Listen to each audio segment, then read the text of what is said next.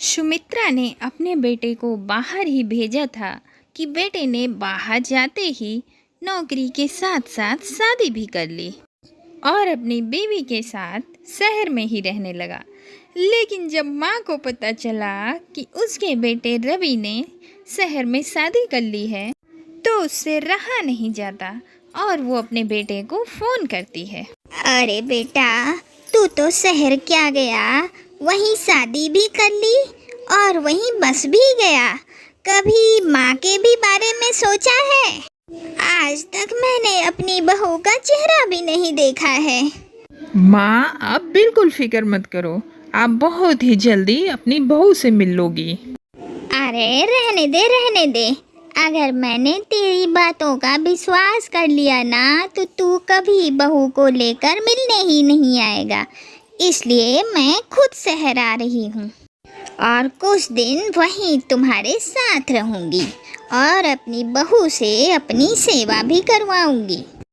अब जैसे ही रवि को पता चलता है कि उसकी माँ गांव से आ रही हैं तो उसके तो पसीने छूट जाते हैं और वो अपनी माँ से बात करने के बाद परेशान होकर अपनी बीवी रश्मि से कहता है, रश्मि, माँ आ रही है।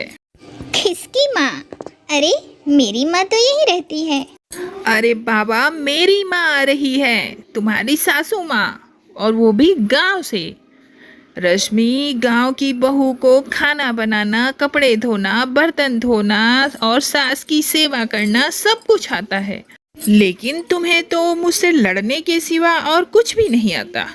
देखो, माँ के सामने तुम मेरा नाम भी मत ले लेना, वरना माँ मुझको लेकर यहाँ से चली जाएगी और तुम्हें यहीं छोड़ देगी। क्या सासू माँ आ रही हैं? हमने तो घर में नौकरानी रखी है। हम तो अपना पेट भरने के लिए खाना भी नहीं बना पाते। मैं माँ जी के लिए खाना कैसे बनाऊंगी? देखो, मुझे घर का कोई कामकाज नहीं आता रवि। अब तुम ही सोचो मुझे क्या करना है। अब रश्मि को जैसे ही पता चलता है कि उसकी सास आ रही हैं तो उसकी तो हालत देखने लायक हो जाती है, क्योंकि रश्मि को तो घरेलू कोई काम ही नहीं आता था और उसकी सास गांव की रहने वाली थी, क्योंकि गांव की सास तो बहुओं से ही सारा काम कराती हैं। यही सोच सोच कर रवि और रश्मि का बुरा हाल हो रहा था और दोनों में आए दिन झगड़ा भी हो रहा था। तभी वहाँ रश्मि की नौकरानी कल्पना बाई आती है। अग भाई मैम साहब, आज मेरी तबीयत कुछ ठीक नहीं है, इसलिए मैं जल्दी घर जाएगी और जाते समय आप किचन मत करना। हाँ कल्पना, अब मैं कभी किचन नहीं करूँगी, क्योंकि अब मैंने सोच लिया है कि अब मैं घर के सारे काम करूँगी। अब तुम्हें ना, कल से तुम्हें आने की कोई ज़रूरत नहीं है। अग भाई मैम साहब, मुझसे कोई गलती हो गई क्या? हाँ मैम साहब, आपको मेरी कोई बात बुरी लग गई क्या? अब इधर काम नहीं करेगी तो मैं किधर जाएगी? तुम अपने लिए दूसरा घर देख लो या कोई दूसरा काम ढूंढ लो। हो सकता है कुछ महीने बाद मैं तुम्हें ही वापस बुला लूँ। और क्या पता, मैं घर के काम सीखने के बाद तुम्हें कभी याद ही ना करूँ। मेरी सासू माँ जो आ रही हैं, अपना घर बचाने के लिए तो मुझे घर के काम सीखने ही पड़ेंगे ना। कल्पना, तुमने घर का काम वैसे बहुत अच्छा किया मेरे लिए। अब तुम जाओ, कल से काम पर मत आना, ठीक है? इतना भूलकर रश्मि अपने पास वाली पड़ोसन के घर जाती है और अपनी दुख भरी कहानी उसे रो रो कर बताती है। विनीता यार, अब तू ही कुछ कर। तू तो एक परफेक्ट बहू है जो अपने सास, ससुर, पति, ननद सबको संभालना अच्छे से जानती है। मैं तो यहाँ अपने पति को ही नहीं संभाल पाती, सास को कैसे संभालूंगी? मेरी सास गांव से है। अगर मुझसे एक भी गलती हुई तो कहीं रवि को लेकर गांव न चली जाए। मैं कितना ही क्यों न लड़ लूं, पर मुझे रवि के साथ ही रहना है। सास के आने का इतना डर पहली बार किसी के अंदर देखा है। अरे रश्मि, पर तू बिल्कुल फिक्र मत कर, मैं तुझे घर का एक एक काम करना सिखा दूंगी। छोटी से छोटी, बड़ी से बड़ी हर बात मैं तुझे चुटकियों में सिखा दूंगी। तू बिल्कुल सही जगह आई है। सहेली विनीता की बात सुनकर रश्मि का डर कुछ कम हो जाता है और उसकी परेशानी भी कम हो जाती है। अगले ही दिन विनीता रश्मि के घर जाकर उसे साफ सफाई करना सिखा देती है। माफ़ करना रश्मि, लेट हो गई। मेरे घर में बहुत काम रहता है ना। वैसे तुझे देखकर तो लग नहीं रहा कि किसी भी काम को तूने हाथ लगाया है। अगर मैं घर के काम करना जानती तो तुझे थोड़े ना बुलाती। अब चल जल्दी से बता, क्या कैसे करना है। विनीता रश्मि को सबसे पहले झाड़ू लगाना और घर की सफाई करना सिखाती है। फिर कुछ दिन बाद पोंछा लगाना सिखाती है। इस तरह विनीता रश्मि के घर जाकर उसको काम सिखाती है। तो वहीं कभी रश्मि खुद विनीता के घर जाकर काम सीखती है। अरे वाह रश्मि, तुम तो बहुत कम दिनों में घर का सारा काम करना सीख गई हो। अब जब तुम्हारी सास आएगी ना तो तुमसे तो बड़ी खुश हो जाएगी। यही तो चाहिए था मुझे। वैसे अगले हफ्ते मेरी सास आ रही है। बस भगवान जी अब सब अच्छे से हो जाए और सासू माँ को शिकायत का मौका ना मिले बस।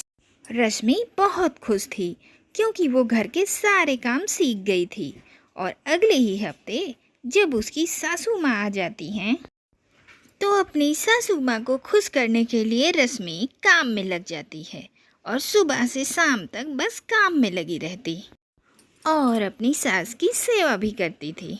माँ जी, आज मैंने आपकी पसंद का खाना बनाया है। मुझे रवि जी ने बताया था आपको क्या पसंद है और ये खाना खाने के बाद मैं आपको दवाई दे दूंगी।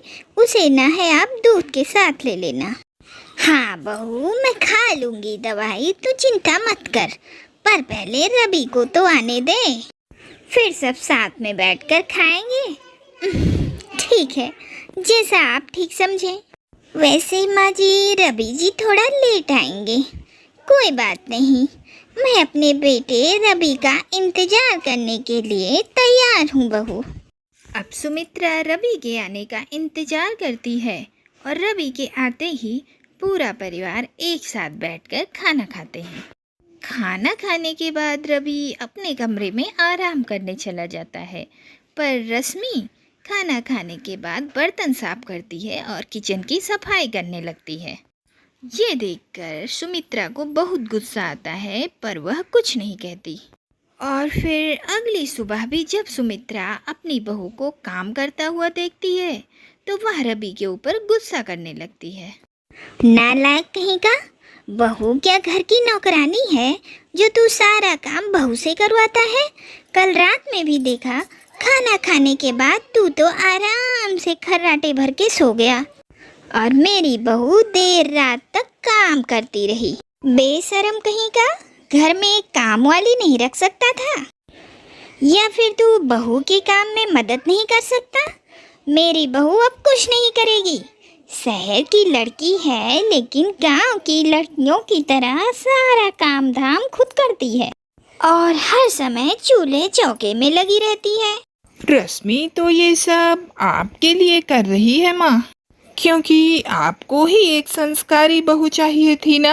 अरे चुप कर, बहू से काम करवा कर मजे ले रहा है तू और नाम मेरा लगा रहा है। हाँ, मुझे संस्कारी बहू चाहिए थी लेकिन मुझे नौकरानी बहू नहीं चाहिए थी जो सुबह से शाम तक घर के कामों में ही व्यस्त रहे, जिसके पास खुद के लिए ही समय न रहे। बहू, कल से घर का कोई भी काम करने की जरूरत नहीं। मैं भी देखती हूँ ये तुझसे घर का काम कैसे करवाता है। तू कोई इस घर की नौकरानी थोड़ी ना है जो इस घर का काम करेगी। अरे मैं भले गांव की हूँ लेकिन मेरे सोच विचार गांव वाले बिल्कुल नहीं हैं। तू शहर की है, शहर की, इसलिए शहर वाले तौर तरीके रख, ना कि गांव वाले। पर माँ जी, अरे परवर कुछ नहीं। मैंने कह दिया ना कि तू कुछ नहीं करेगी मतलब कुछ नहीं करेगी। और रवि, तू आज से ही नौकरानी की तलाश में लग जा। ठीक है माँ, मैं आज शाम तक ही नौकरानी का इंतजाम कर देता हूँ। सुमित्रा रवि की अच्छे से क्लास लगाती है। बेचारे रवि और रश्मि ये सब देखते ही रह जाते हैं, क्योंकि उन्होंने जो भी सोचा था बिल्कुल उसका उल्टा होता है।